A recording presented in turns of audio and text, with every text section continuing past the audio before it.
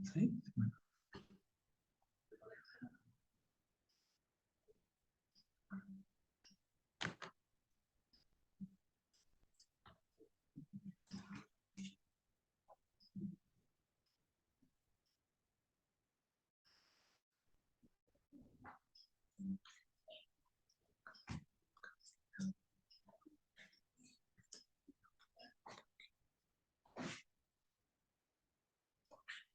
Hola, buenos días. Soy el doctor Oscar Castellanos Hernández, vivo al dolor y cuidados paliativos. El día de hoy vamos a hablar de la clase de principios bioéticos en cuidados paliativos. Dentro de los objetivos del tema, bueno, vamos a ver las definiciones, las diferencias, parte de la historia, las teorías de la bioética, los 4 principios bioéticos, este, principios en cuidados paliativos, los principios bioéticos en cuidados paliativos y la toma de decisiones. Ya adentrándonos al tema para ver las diferencias, en realidad es diferente la ética en medicina general versus la ética en cuidados paliativos.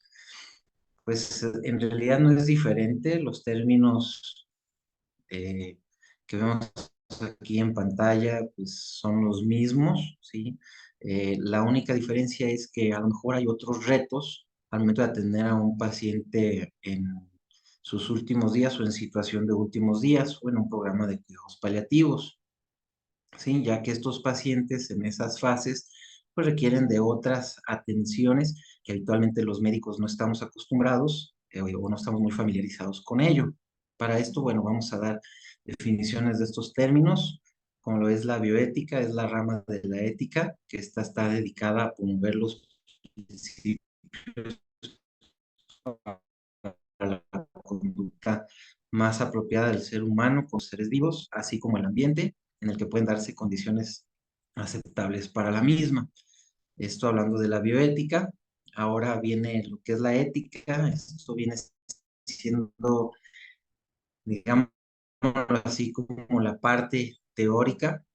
Esto proviene de el ethos, que es forma de ser, del latín, y pues básicamente la definición es disciplina filosófica que estudia el bien y el mal y sus relaciones con la moral y el comportamiento humano. Como mencionaba, esto viene siendo la parte teórica y la parte práctica viene siendo la moral, que moral proviene del griego moralis, que es relativo a las costumbres. Básicamente la definición es expresiones del comportamiento basadas en los valores y tradiciones de una sociedad. Quiere decir que es cómo se comporta el individuo basado en las tradiciones de una sociedad y el entorno donde crece y se desarrolla. Para ver algo de diferencias entre ética y moral, en cuanto al concepto, bueno, la ética teoriza sobre los principios y valores que deben de regir la conducta humana. La moral en esta se refiere a las prácticas y costumbres establecidas según una escala de valores, hablando de una sociedad, por así decirlo, ¿sí? En cuanto al carácter, la ética es una disciplina, es normativa. En cuanto a la moral, pues esta suele ser parte de la tradición de una sociedad, ¿sí? El fundamento, la ética es fundamentalmente reflexiva, ¿sí? Se funda en la reflexión de un individuo y la moral basado en estas costumbres sociales. El método de la ética viene siendo lo que mencioné, reflexiva, y en cuanto a la moral, pues es normas, perdón, y costumbres. ¿Qué alcance tienen en el tiempo? Bueno, la ética lo que pretende es construir valores absolutos, universales e imperecederos. Y la moral, pues sí, tiene un alcance más limitado, a veces son valores relativos, este, que se comparten en una sociedad y estos pueden cambiar de acuerdo a la época o a la ideología dominante en ese momento.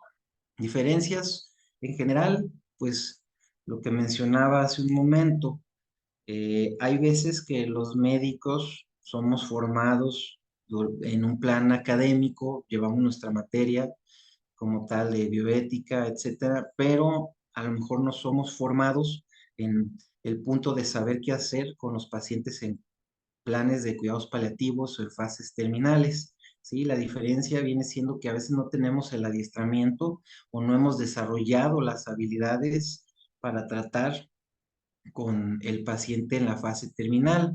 Es distinto decir, voy a operar a un paciente que tiene digámoslo así, un diagnóstico quirúrgico, que con el tratamiento quirúrgico se va a curar, por así decirlo, que a un paciente que está en una fase terminal, en una situación de últimos días y que puede tener también algún tratamiento o alguna condición, perdón, que requiera de tratamiento quirúrgico.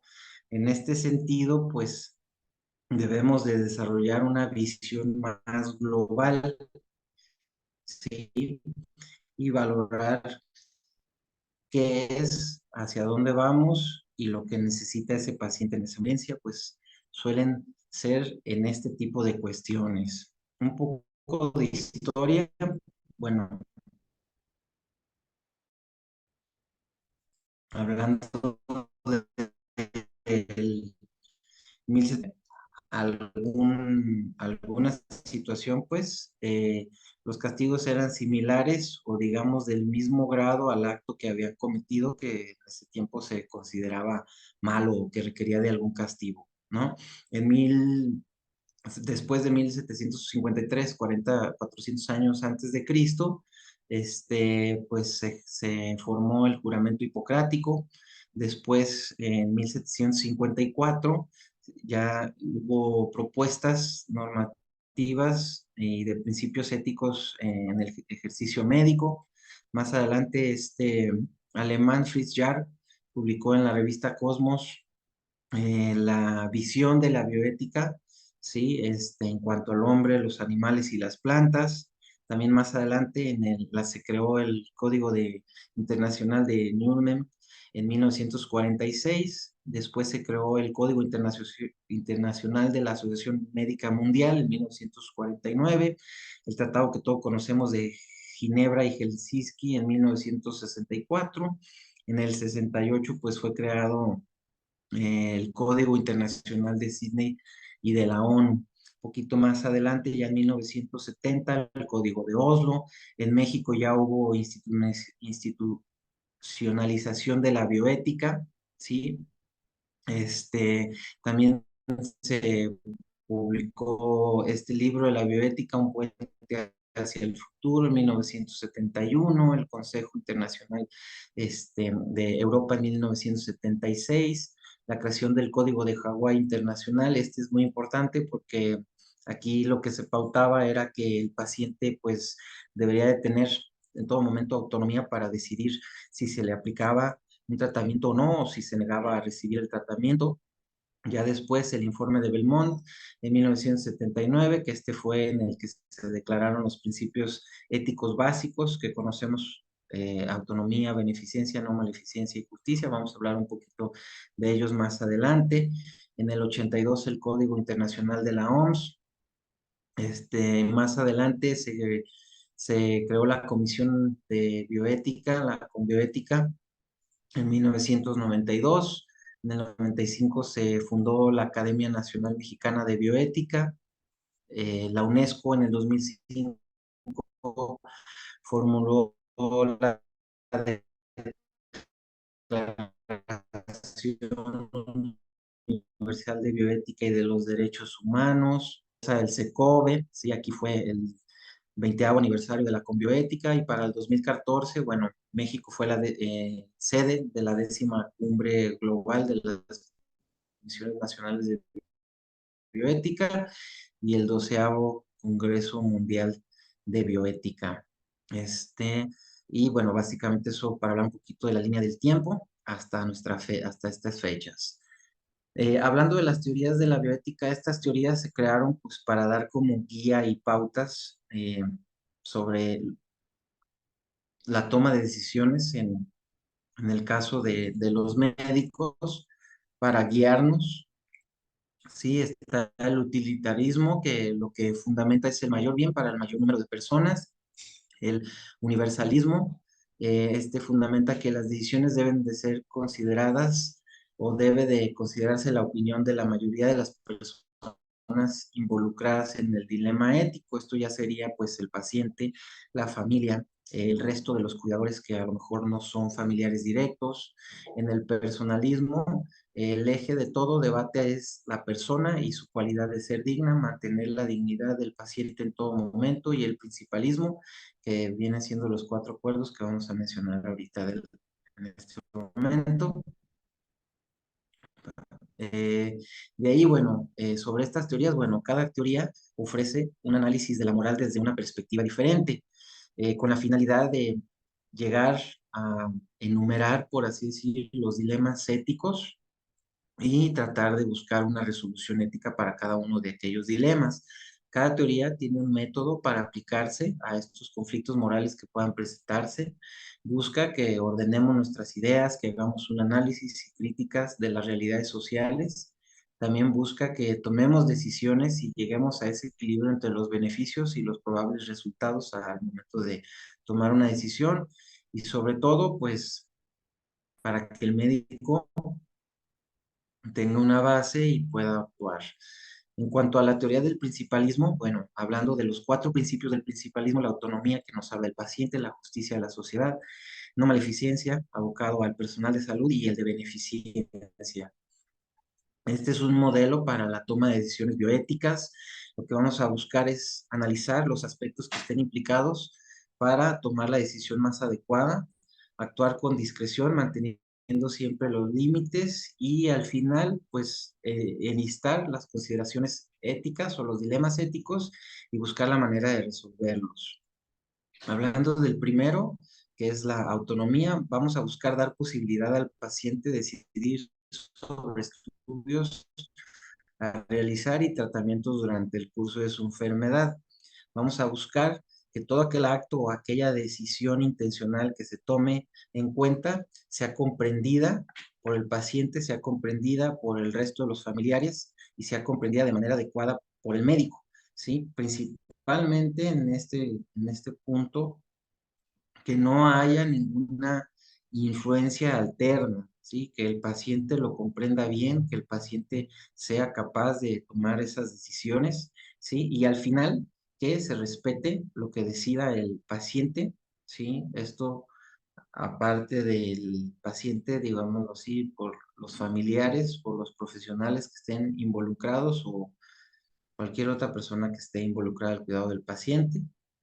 Un ejemplo de esto sería el consentimiento informado. Otro de los principios sería el de beneficencia. Esto nos atañe un poco más también a los médicos, que busquemos que todo lo que hagamos sea por el bien de nuestros pacientes. Aquí, pues, se hace hincapié en que tenemos la obligación moral de obrar bien, ¿sí? En beneficio de otros, y básicamente es considerar todos los beneficios de una acción.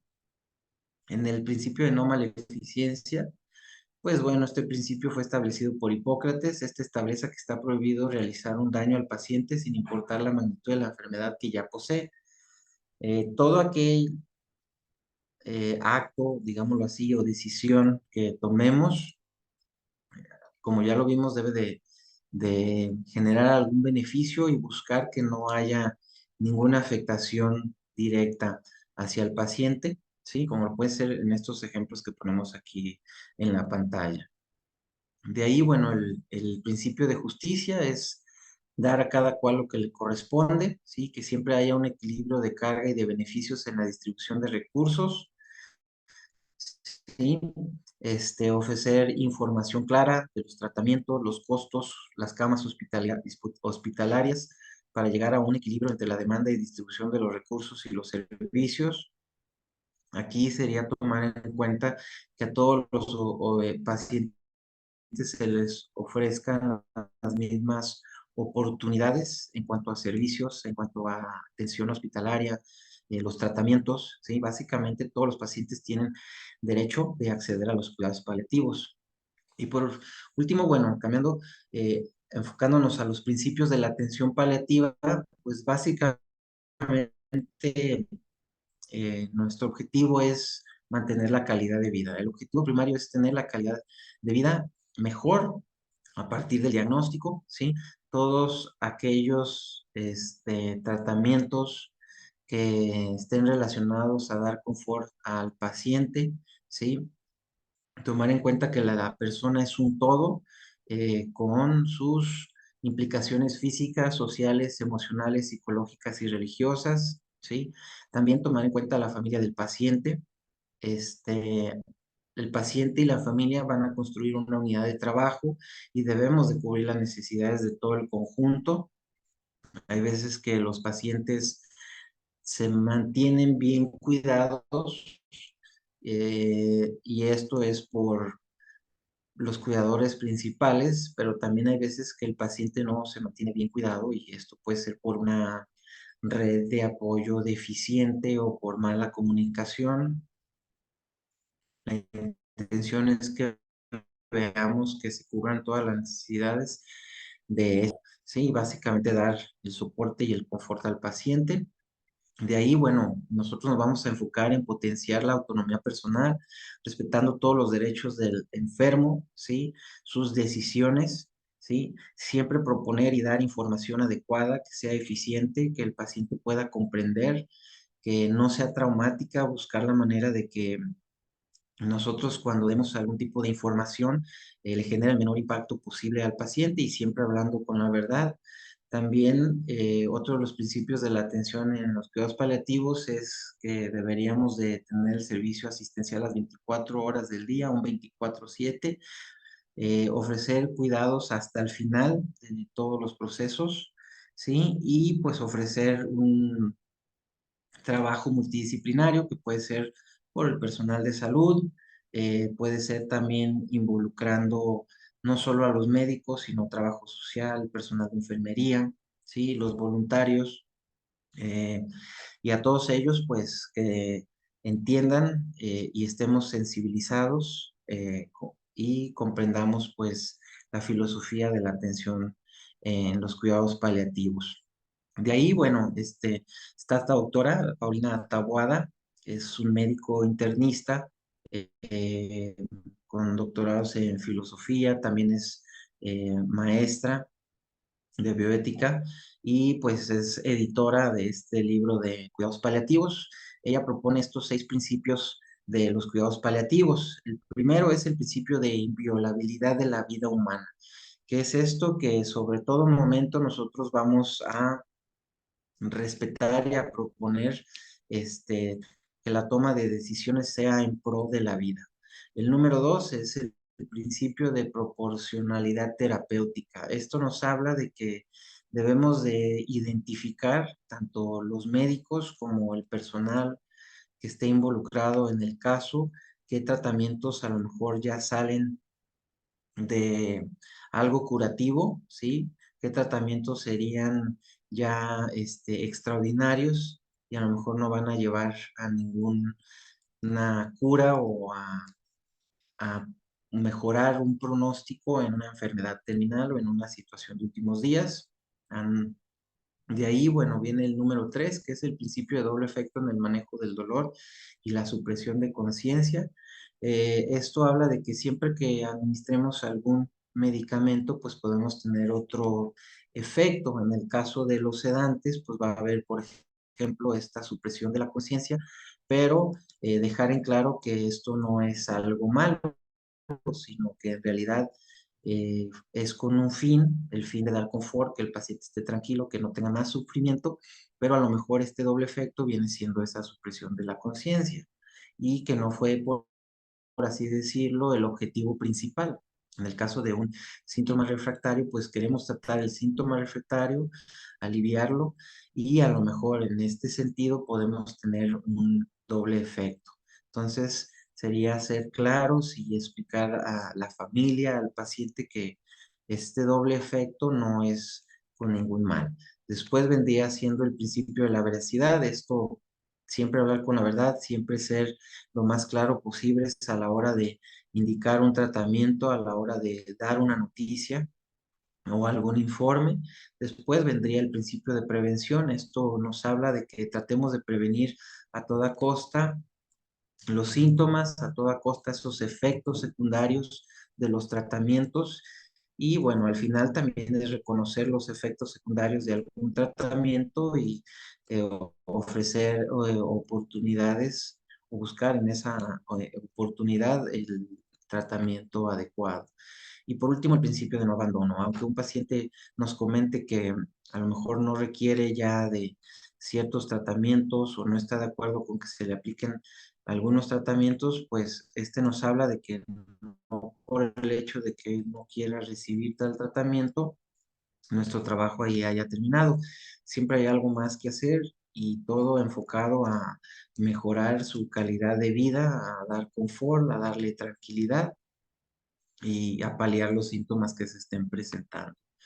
Por último, bueno, lo que se busca es que el médico a la hora de tomar decisiones sea capaz de expresar el porqué de una elección, ¿sí? Que sea capaz de comprender la información y de hacer que el paciente y sus familiares comprendan de manera adecuada esa información, que aprecie el significado de la información y sus consecuencias, y que de igual manera lo pueda transmitir verazmente y que pueda manejar de manera adecuada la información. ¿Qué se busca en los pacientes?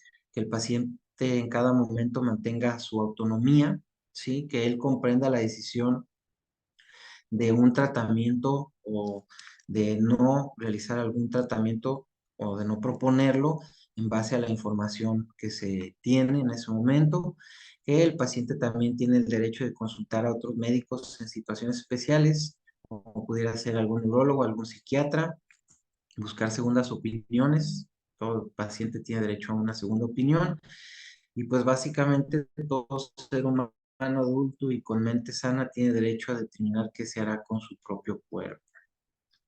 Eso es en cuanto a los principios bioéticos de los cuidados paliativos. Terminamos con esta frase de Cicely Sanders que dice: tú me importas por ser tú, me importas hasta el último momento de tu vida y haremos todo lo que esté a nuestro alcance, no solo para ayudarte a morir en paz, sino también a vivir hasta el día que mueras. Muchas gracias.